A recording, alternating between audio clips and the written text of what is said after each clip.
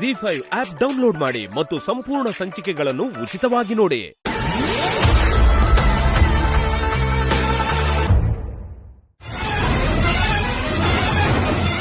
ಶಿವಾನಿಯವರೇ, ಇಲ್ಲಿ ಯಾಕೆ ನಿಂತಿದ್ದೀರಾ? ಬನ್ನಿ, ಮದುವೆ ತಡೆಯೋಣ.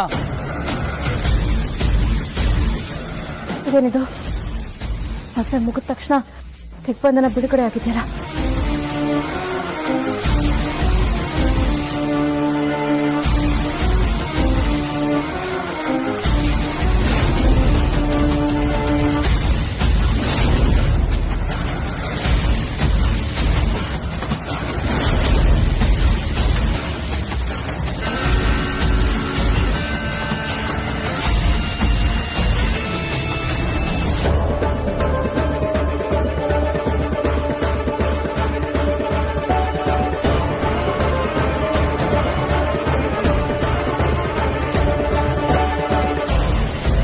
ಹಿರಿಯರ ಆಶೀರ್ವಾದ ತಗೊಳ್ಳಿ.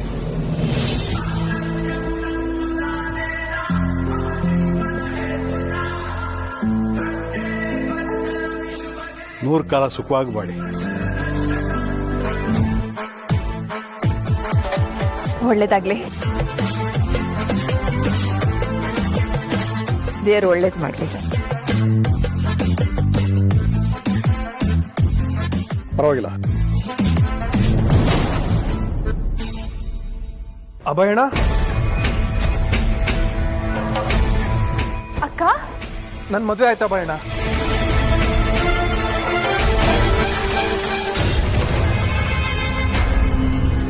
ಅಕ್ಕ,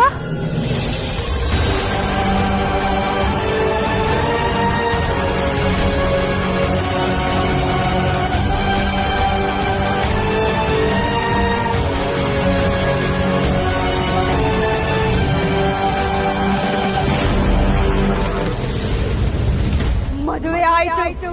ಆ ಮಾನವ ಕನ್ಯೆ ಜೊತೆ ನನ್ನ ಶೇಷನಾಗನ ಮದುವೆ ಆಯ್ತು. ಇನ್ನು ಶಾಪ ಕಳೆದು ಹೋಯ್ತು. ಇನ್ನು 125 ಸಂವತ್ಸರಗಳಿಂದ ನಾನು ಕಾದ ಆಗಳಿಗೆ ಈಗ ಬಂದಾಯ್ತು. ಇನ್ನು ನನ್ನ ಘೋರ ತಪಸ್ಸಿಗೆ ಪ್ರತಿಫಲ ಸಿಕ್ಕಾಯ್ತು. ನನ್ನ ಶೇಷನಾಗನ ಪ್ರೀತಿಯ ಕಾಲ, ಅಂದರೆ ಆ ನಾಗಲೋಕದವರಿಗೆ ಪ್ರೀತಿಯ ಕಾಲ. ಶಾಪದ ತಾಪದಿಂದ ನನ್ನವನು ಭೂಗರ್ಭ ಸೇರಿದ ಕ್ಷಣದಿಂದ ಇಂದಿನ ಕ್ಷಣದವರೆಗೂ ನನ್ನಲ್ಲಿ ಉರಿಯುತ್ತಿದ್ದ ಸೇನಿನ ಜ್ವಾಲೆಗೆ ಇಡೀ ನಾಗಲೋಕ ಸುಟ್ಟು ಭಸ್ಮವಾಗಲೇಬೇಕು. ಪ್ರೇತ ಲೋಕವನ್ನು ನಾಶ ಮಾಡಿದ ನಾಗಲೋಕದ ನಾಶ ಈಗ ಬಂದಾಯಿತು.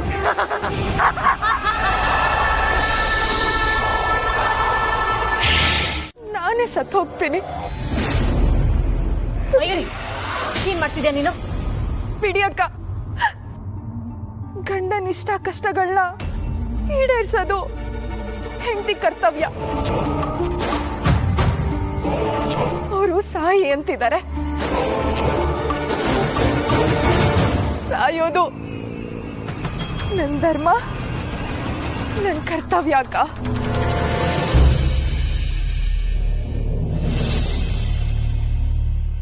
ಸಾಯ್ತೀನಿ, ಇಲ್ಲಿಂದ ಬಿದ್ದು ನಾನು ಸಾಯ್ತೀನಿ. ಆದ್ರೆ ಸಾಯೋ ಮುಂಚೆ ನಿನ್ ಪ್ರೀತಿ ಧ್ವನಿ ನನ್ ಕಿವಿಲಿರ್ಬೇಕು. ಹೇಳಿ, ಅವತ್ತು ಈ ಬೆಟ್ಟದ ಹತ್ರ ಬಂದು ನನ್ನ ಪ್ರೀತಿಸ್ತೀನಿ ಅಂದ್ರಲ್ಲ, ಹೇಳಿ. ಅದನ್ನ ಕೇಳಿ ಇವಾಗ್ಲೇ ಇಲ್ಲಿಂದ ಬಿದ್ದು ನಾನು ಸತ್ತೋಗ್ತೀನಿ. ಮಯೂರಿ, ಬೇಡ ಮಯೂರಿ, ಇವನ್ ಸ್ವಾರ್ಥಕ್ಕೆ ನೀನ್ ಬಲಿ ಆಗೋದ್ ಬೇಡ. ಅವರು ಕೆಟ್ಟವರಲ್ಲ ಅಕ್ಕ, ನನಗ್ ತಾಳಿ ಕಡ್ದವ್ರು. ಶೇಷ್ ಮಯೂರಿ,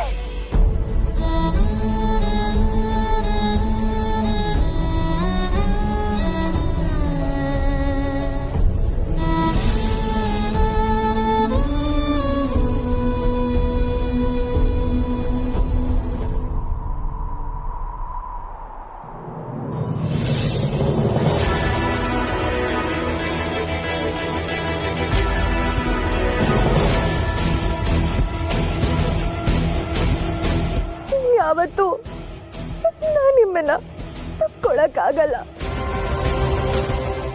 ಇವತ್ತು ನಿಮ್ ಪ್ರೀತಿ ಸಾಯ್ತಾ ಇಲ್ಲ, ನನ್ ಪ್ರೀತಿ ಸಾಯ್ತಾ ಇದೆ.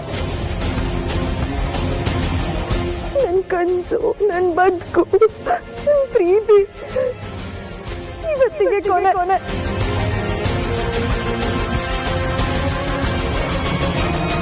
ನೀವ್ ಅನ್ಕೊಂಡಿದ್ದೆ ಆಗ್ಲಿ.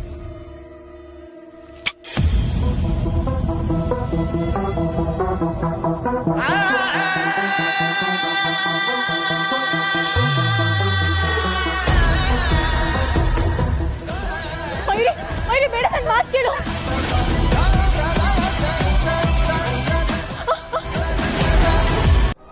ನನ್ನ ಮನಸ್ಸಿಗೆ ನೋವಾಗ್ತಿದೆ. ಇಲ್ಲ, ಈ ಜನ್ಮದಲ್ಲಿ ಬದುಕಿದ್ರು ನಿನ್ ಜೊತೆ, ಸತ್ರು ನಿನ್ ಜೊತೆ. ಅದ್ ಯಾರು ಬೇಕಾದ್ರೂ ಅಡ್ಡ ಬರ್ಲಿ. ಶೇಷ,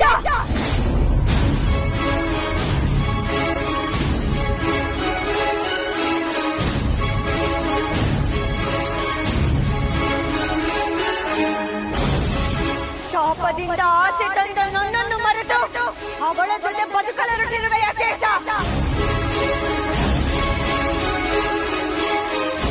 ಅವಳನ್ನು ಸಾಯಿಸು, ಅದೇ ತಾನೇ ನಮಗೆ ಬೇಕಾಗಿರೋದು.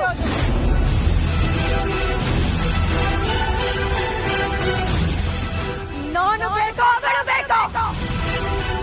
ಸಾಯಿಸು ಅವಳನ್ನು ಈಗಲೇ. ಸಾಧ್ಯ ಇಲ್ಲ ಮೋಹಿನಿ, ಮಯೂರಿನ ಕೊಲ್ಲೋದಕ್ಕೆ ಸಾಧ್ಯ ಇಲ್ಲ.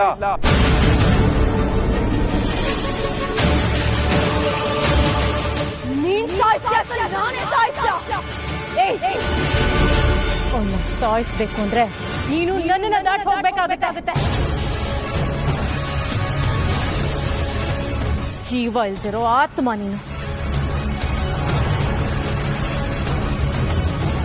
ಒಂದಾಗ್ಬೇಕಾಗಿರೋ ಜೀವ ಇರೋ ಆತ್ಮಗಳು, ಅಸ್ತಿತ್ವ ಇಲ್ದಿರೋ ಪ್ರೇತಾತ್ಮ ಅಲ್ಲ.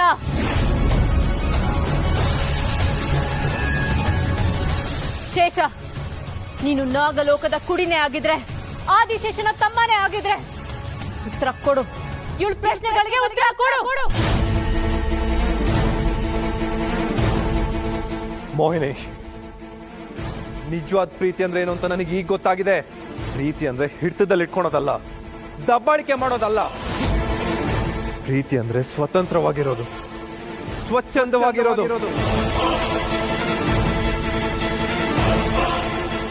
ಅದು ನನ್ನ ಮತ್ತೆ ಮಯೂರಿಯ ನಡುವೆ ಇದೆ.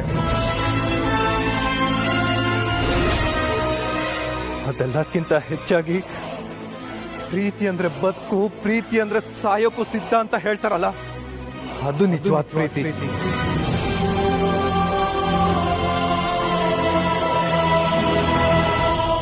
ಹಾಗಾದರೆ ನಿಮ್ಮಿಬ್ಬರನ್ನು ನಾನೇ ಸಾಯಿಸ್ತೇನೆ.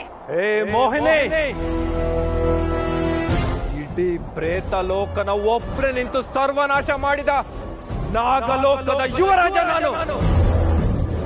ಇನ್ನು ನೀನು ಯಾವ ಲೆಕ್ಕ?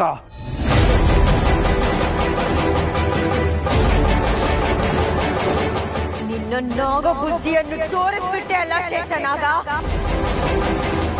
ನಾಗಮಣಿಯನ್ನು ವಶಪಡಿಸಿಕೊಂಡು ನಿಮ್ಮನ್ನು, ನಿಮ್ಮ ನಾಗಲೋಕವನ್ನು ನಾಶ ಮಾಡಿಬಿಡುತ್ತೇನೆ. ಜೀವಾತ್ಮವಿರುವ ಜಾಗಕ್ಕೆ ಹೋಗಲು ಸಾಧ್ಯವಾಗುತ್ತಿಲ್ಲ. ಇಲ್ಲಿ ನಾಗಮಣಿ ಇರುವ ಕಾರಣಕ್ಕೆ ಸಾಧ್ಯವಾಗುತ್ತಿಲ್ಲ. ಯಾಕೆ ಗುರುಗಳೇ? ನಾಗಲೋಕದ ವಾಸಿಗಳು ಮಾತ್ರ ಒಳಗೆ ಹೋಗಬಹುದು. ಆ ರೀತಿ ರಕ್ಷಾ ಕವಚ ಸೃಷ್ಟಿಯಾಗಿದೆ. ಮಂತ್ರಶಕ್ತಿ ಇದೆಯಲ್ಲ ಗುರುಗಳೇ, ಅದನ್ನ ಪ್ರಯೋಗ ಮಾಡಿ ಒಳಗಡೆ ಹೋಗೋಣ. ಮಾಯಾ ಶಕ್ತಿಯ ಮುಂದೆ ಮಂತ್ರಶಕ್ತಿಯ ಪ್ರಯೋಜನವಾಗುವುದಿಲ್ಲ.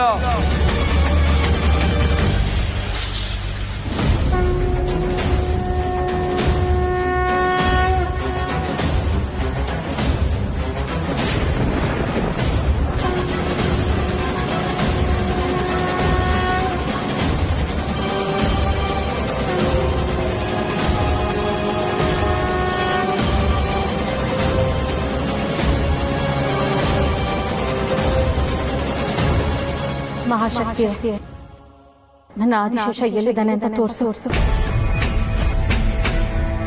ಅವನಿರೋ ಜಾಗಕ್ಕೆ ನಮ್ಮನ್ನ ಕರ್ಕೊಂಡು ಹೋಗು.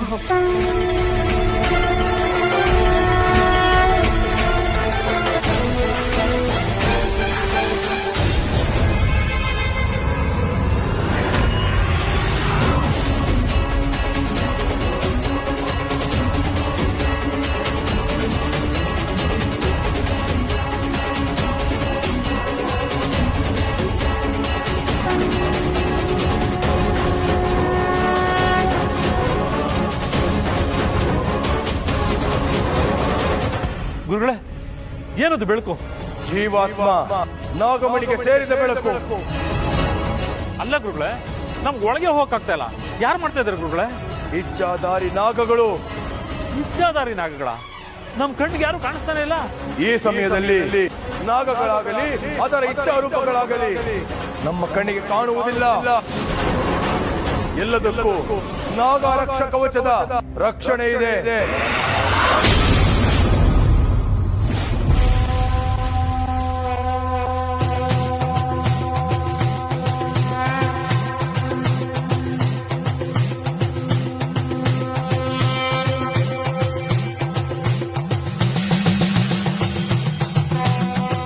ಗುರುಗಳೇ, ನಾಗಮಣಿ ಚಲಿಸ್ತಾ ಇದೆ. ನಾಗಗಳ ರಕ್ಷಾ ಕವಚದ ವರದಿಯಿಂದ ಹೊರಬರಲಿ. ತಕ್ಷಣ ವಶಪಡಿಸಿಕೊಳ್ಳೋಣ.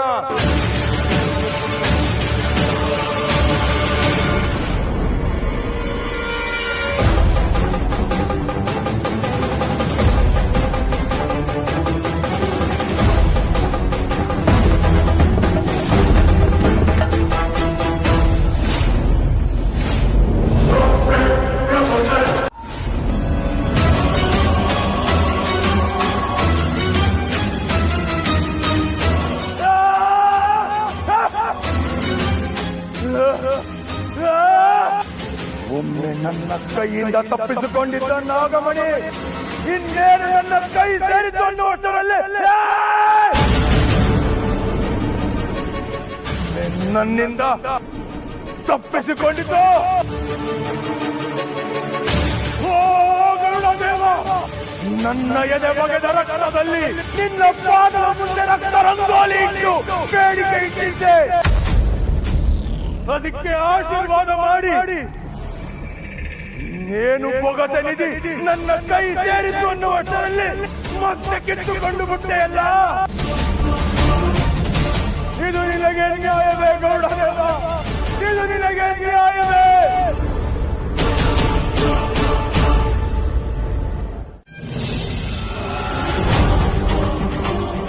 ಹೋದ್ವಿ ದಿಗ್ವಿಜಯ. ಕಡೆ ಕ್ಷಣದಲ್ಲಿ ನಾಗಮಣಿ ಅಪಹರಿಸಿದ್ರು. ಕಡೆ ಕ್ಷಣದಲ್ಲಿ ಇದೇನಾಯ್ತು ಗುರುಗಳೇ? ಇದೇನಾಯ್ತು? 25 ವರ್ಷಗಳಿಂದ ನಾವು ಕಂಡಂತ ಕನಸು ಗುರಿ ಒಂದೇ ಒಂದು ಕ್ಷಣದಲ್ಲಿ ನುಚ್ಚು ನೂರು ಆಗೋಯ್ತಲ್ಲ. ಇದೆಲ್ಲ ಹೇಗೆ ಸಾಧ್ಯ ಆಯ್ತು ಗುರುಗಳೇ? ನಾವು ಕಳ್ಕೊಂಡಿದ್ದು ಬರೀ ನಾಗಮಣಿ ಮಾತ್ರ ಅಲ್ಲ, ಇಷ್ಟು ವರ್ಷಗಳ ನಮ್ಮ ಶ್ರಮ. ಸ್ನೇಹಿತರನ್ನ ಕಳ್ಕೊಂಡೆ, ನೆಮ್ಮದಿಯನ್ನ ಕಳ್ಕೊಂಡೆ, ಸಂಬಂಧಿಕರನ್ನ ಕಳ್ಕೊಂಡೆ, ಹೆತ್ತು ಮಗಳನ್ನೇ ಕೈಯಾರೆ ಕೊಂದೆ. ಮಗ ಶತ್ರುವಾಗಿ ಬದಲಾಗಿದ್ದಾನೆ. ನನ್ನ ರೂಪನೆ ಕಳ್ಕೊಂಡು ನನ್ನವ್ರ ನಡುವೆ ಅನ್ಯನಾಗಿ ಬದುಕ್ತಾ ಇದ್ದೀನಿ. ಈಗ ನನ್ನ ರೂಪದಲ್ಲಿ ಬೇರೆ ಯಾರೋ ಬಂದು ತಾನೇ ದಿಗ್ವಿಜಯ ಅಂತ ಮೆರೀತಾ ಇದ್ದಾನೆ. ಇಷ್ಟೆಲ್ಲ ಆದ್ರೂ ಇವತ್ತು ನಾಗಮಣಿ ಸಿಗುತ್ತೆ, ಅದರಿಂದ ನನ್ನ ಅಸಲಿ ರೂಪ ಸಿಗುತ್ತೆ ಅಂತ ನಾನು ಸಮಾಧಾನವಾಗಿದ್ದೆ. ಇದೇನಾಯ್ತು ಗುರುಗಳೇ? ಇದೆಲ್ಲ ಹೇಗಾಯ್ತು? ದಿಗ್ವಿಜಯ, ನೀನು ನಾಗಮಣಿಗಾಗಿ ಎಲ್ಲವನ್ನು ಕಳೆದುಕೊಂಡೆ ನಿಜ. ಆದ್ರೆ ನೀನು ಹೆಂಡತಿ ಮಕ್ಕಳ ಜೊತೆಗಿದ್ಯಾ, ಸಂಬಂಧಿಕರ ಜೊತೆಗಿದ್ಯಾ, ಸ್ನೇಹಿತರ ಜೊತೆಗಿದ್ಯಾ, ಎಲ್ಲ ಸುಖ ಸಂಪತ್ತುಗಳನ್ನ ಅನುಭವಿಸ್ತಾ ಇದ್ಯಾ. ಆದ್ರೆ ನಾನು ಅಣ್ಣ ತ್ರಯಂಬಕ ನಾಗಮಣಿಯಿಂದ ಸರ್ವವನ್ನು ಪಡೆದುಕೊಂಡಾಗ ನಾಗಮಣಿ ನನ್ನದಾಗಬೇಕು ಅಂತ ಮಂತ್ರ ತಂತ್ರ ವಿದ್ಯೆಗಳನ್ನು ಕಲಿತು ಘನಘೋರ ಕಷ್ಟಗಳನ್ನು ಪಟ್ಟು ಇಷ್ಟು ವರ್ಷ ಕಾದು ನನ್ನ ಬಹುವರ್ಷದ ಕನಸು ಕೈಗೊಳ್ಳುವ ಸಮಯದಲ್ಲಿ ಯಾರೋ ಅದೃಶ್ಯ ಶಕ್ತಿಗಳು ನಾಗಮಣಿಯ ಕಬಳಿಸಿಕೊಂಡು ಹೋಗಿದೆ. ಎಲ್ಲ ಕಳೆದು ಹೋಯ್ತು ದಿಗ್ವಿಜಯ. ಗುರುಗಳೇ, ನಷ್ಟಗಳ ಬಗ್ಗೆ ಮಾತಾಡಿ ಯಾವ ಪ್ರಯೋಜನ ಈಗ ಹೇಳಿ? ನಾಗಮಣಿಯನ್ನು ಪಡೆಯುವ ನಮ್ಮ ಕನಸಿಗೆ ಇನ್ನು ಜೀವ ಇದೆಯಾ? ಯಾವುದಾದ್ರೂ ದಾರಿಯಿಂದ ನಾವು ನಾಗಮಣಿಯನ್ನು ಪಡೆಯಬಹುದಾ? ಹೇಳಿ ಗುರುಗಳೇ. ಅಮರತ್ವ ಹತ್ತ ಧನಂಜಯನು ಅಲ್ಲದೆ ಇತ್ತ ದಿಗ್ವಿಜಯನು ಅಲ್ಲದೆ ಹೀಗೆ ದ್ವಂದ್ವದಲ್ಲಿ ನಾನು ಬದುಕನ್ನು ಸಾಗಿಸ್ಬೇಕಾ?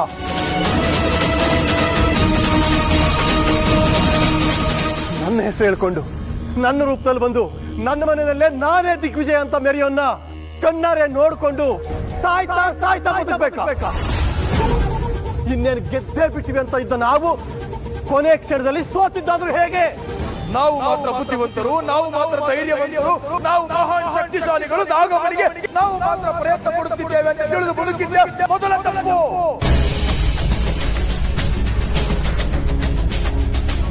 ಯೋಚನೆ ಬೇಡ ದಿಗ್ವಿಜಯ, ನಾವು ಸೋತಿರಬಹುದು.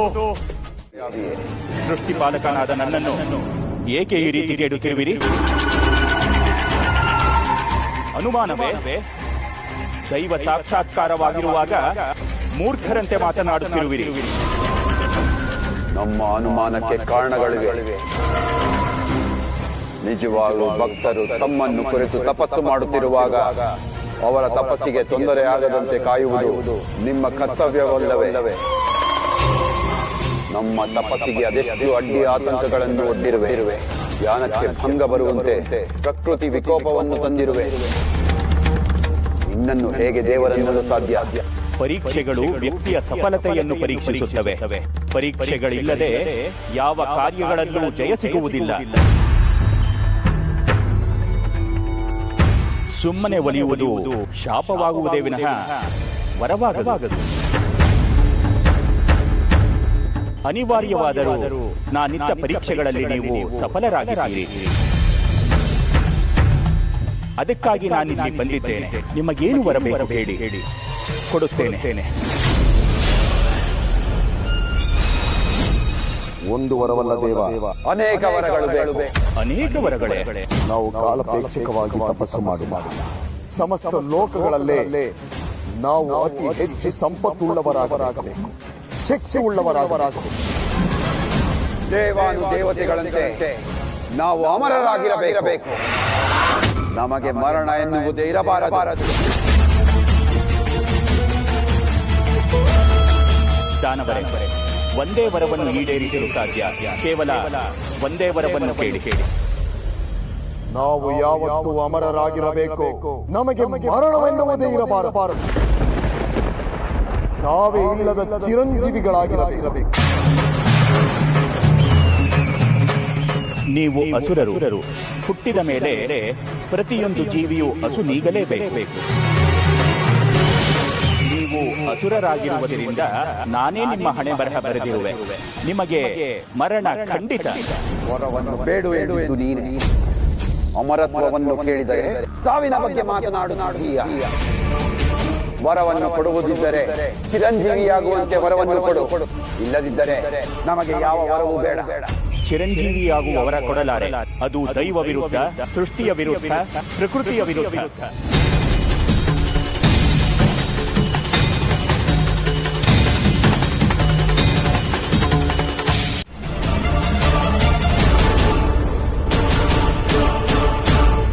ತಥಾಸ್ತು, ತಥಾಸ್ತು, ತಥಾಸ್ತು.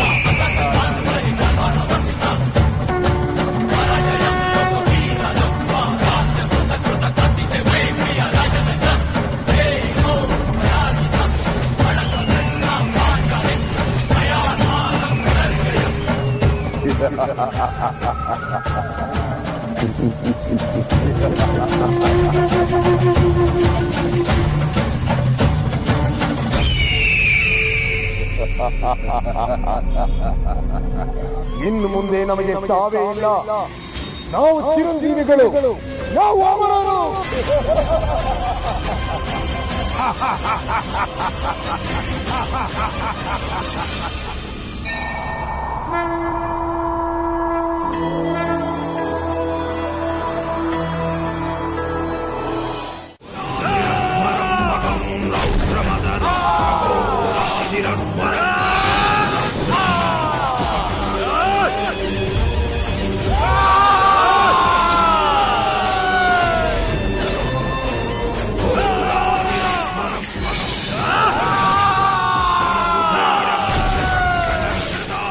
ನಾರಾಯಣ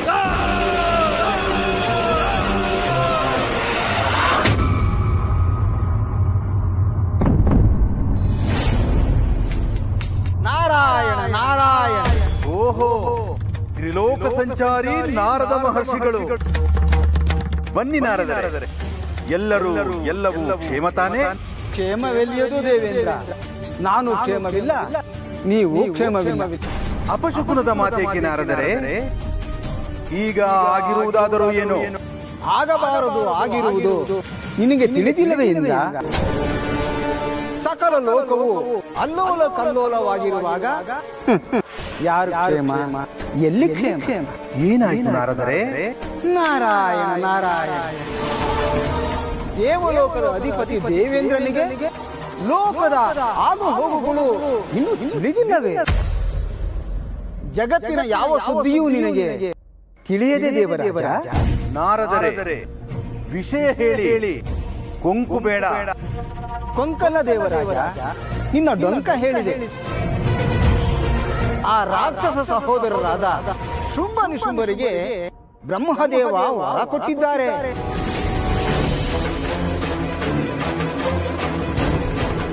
ಶುಂಭ ನಿಶುಂಭರು ಎಲ್ಲರನ್ನೂ ಧ್ವಂಸ ಮಾಡುತ್ತಾ ಬರುತ್ತಿರುವರು.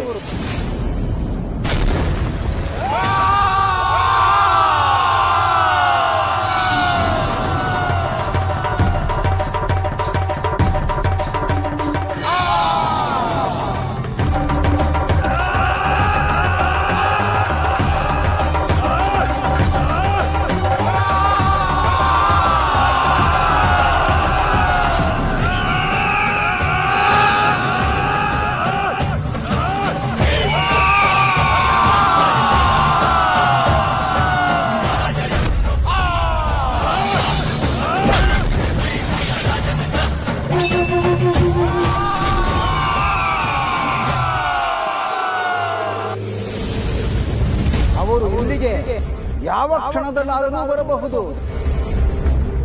ಈಗಾಗಲೇ ಅವರು ಭೂಲೋಕದಲ್ಲಿ ಕೋಲಾಹಲವನ್ನು ಸೃಷ್ಟಿಸಿದ್ದಾರೆ. ತದನಂತರ ಅವರ ಗುರಿ ನಿನ್ನ ಕಡೆ. ಯಾವುದಕ್ಕೂ ತಯಾರಾಗಿರುವುದಿಲ್ಲ ನಾರದರೆ. ಪ್ರಭು, ಅಸುರಗುರು ಶುಕ್ರಾಚಾರ್ಯರನ್ನು ತುರ್ತಾಗಿ ಭೇಟಿ ಮಾಡಲು ಹೊರಟಿರುವರು. ಕಾರಣವೇನವೇ? ಶ್ರೇಷ್ಠರಾದ ಅಸುರರ ಮೇಲಾಟವನ್ನು ಸಹಿಸದವರು ಆ ದುಷ್ಟ ದೇವತೆಗಳು. ಈಗ ಅವರನ್ನು ಹಣಿಯಲು ನಮಗೆ ಸದಾ ಅವಕಾಶ ಸಿಕ್ಕಿದೆ. ಆದಷ್ಟು ಬೇಗ ಇಂದ್ರನ ಅಮರಾವತಿ ಅಸುರಪುರಿಯಾಗಬೇಕು. ಈ ವಿಚಾರವಾಗಿ ಶುಕ್ರಾಚಾರ್ಯರಲ್ಲಿ ತುರ್ತಾಗಿ ಮಾತಾಡಬೇಕಾಗಿದೆ. ತಡ ಮಾಡಿದರೆ ಯಾವ ಕ್ಷಣದಲ್ಲಿ ಬೇಕಾದರೂ ಆ ದೇವತೆಗಳು ನಮಗೆ ತೊಂದರೆ ಕೊಡಬಹುದು.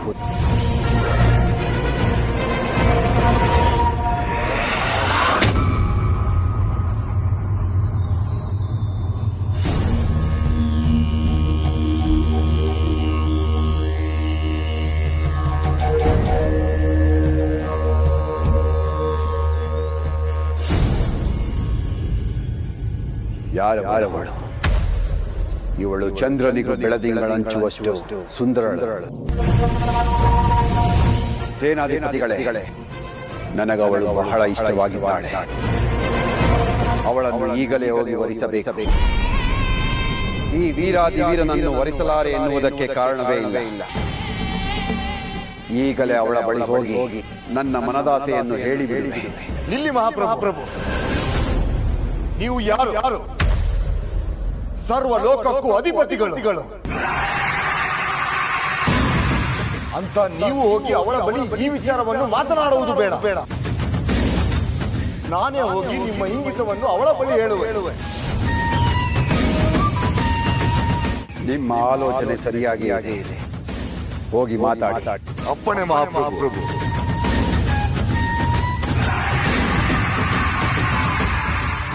ಮಹಾರಾಣಿ,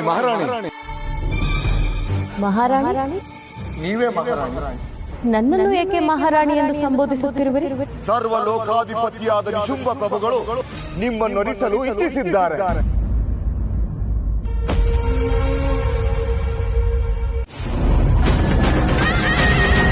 ಸೇನಾಧಿಪತಿಗಳೇ, ಏಕೆ ಓಡಿ ಬರುತ್ತಿದ್ದೀರಿ? ಮಹಾಪ್ರಭು, ಅವಳು ಸಾಮಾನ್ಯ ಹೆಣ್ಣಲ್ಲ, ಸಕಲ ಯುದ್ಧ ಕಲಾ ಪ್ರವೀಣ. ನಮ್ಮ 7 ಅಕ್ಷೋಣಿ ಸೈನ್ಯವನ್ನು ನಾಶ ಮಾಡಿಬಿಟ್ಟಳು.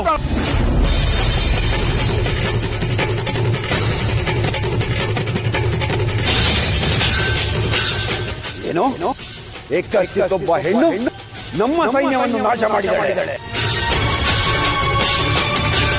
ಈಗಲೇ ಹೋಗಿ ಆ ಹೆಣ್ಣನ್ನು ಸೋಲಿಸಿ ನನ್ನ ಪೌರುಷವನ್ನು ತೋರಿಸಿ ಬರುವೆ.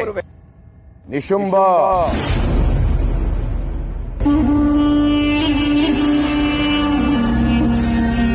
ದುಡುಕಬೇಡ. ಆ ದೇವತೆಗಳು ಸಾಮಾನ್ಯರಲ್ಲ. ನಮ್ಮನ್ನು ಸೋಲಿಸಲು ಏನು ಬೇಕಾದರೂ ಮಾಡಬಾರದು. ನಮ್ಮ ಸೇನೆಯನ್ನು ಸೋಲಿಸಿದ ಆ ಹೆಣ್ಣು ದೇವ ಸೈನಿಕರ ಕಡೆಯವಳಾಗಬಹುದು.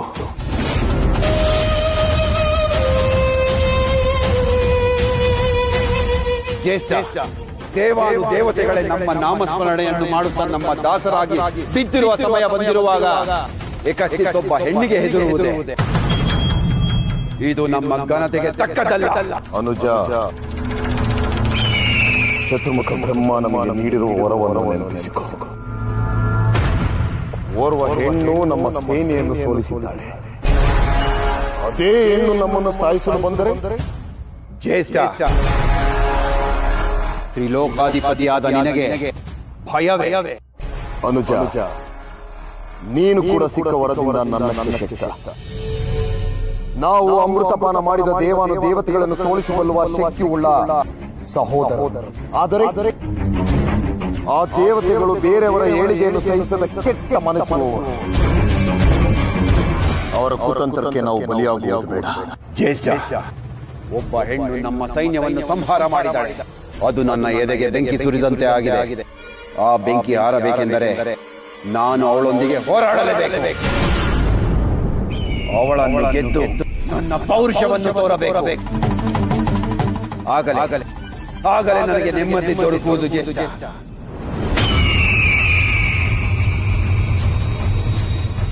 ಅನುಜ, ಇದು ದೇವಾನು ದೇವತೆಗಳ ಕುತಂತ್ರವು ಅಥವಾ ಮಾಯಾವಿಯೋ ಎಂದು ತಿಳಿಯದೆ ನಾವು ಹುಡುಕಬಾರದು.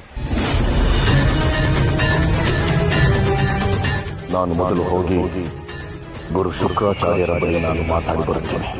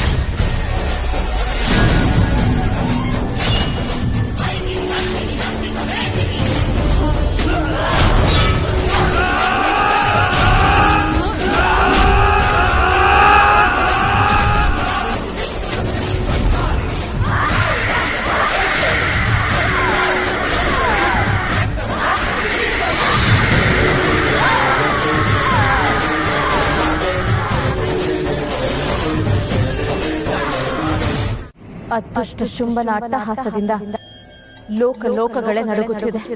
ಸಜ್ಜನರ ಆರ್ತರಾದ ಮುಗಿಲು ಮುಟ್ಟಿದೆ.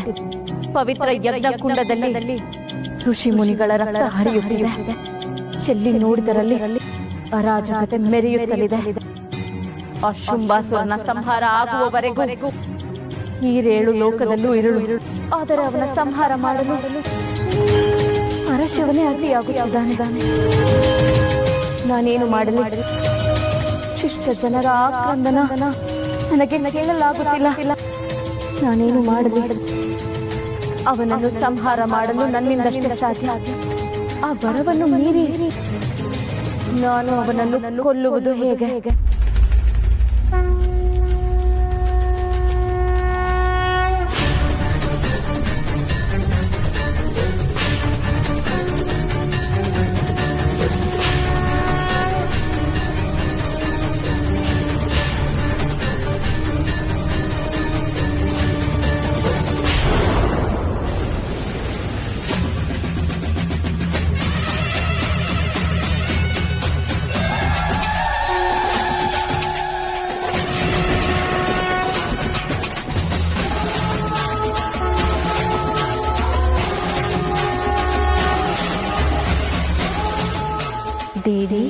ದೇವಿ ದೇವಿ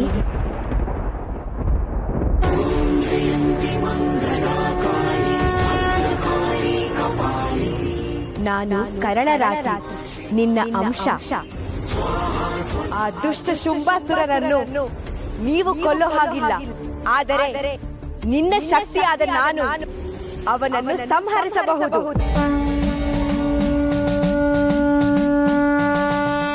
ಅವನು ಮಹಾನ್ ಶಕ್ತಿವಂತ. ಅವನು ಮಹಾಶಕ್ತಿವಂತನಾದರೂ ನಿನ್ನ ಆಶೀರ್ವಾದದ ಮುಂದೆ ಅವನ ಶಕ್ತಿ ತೃಣ.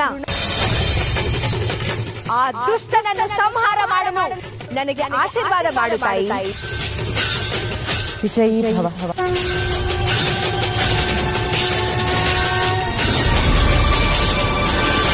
ZEE5 ಆಪ್ ಡೌನ್ಲೋಡ್ ಮಾಡಿ ಎಲ್ಲಾ ಸಂಚಿಕೆಗಳನ್ನು ಸಂಪೂರ್ಣ ಉಚಿತವಾಗಿ ನೋಡಿ.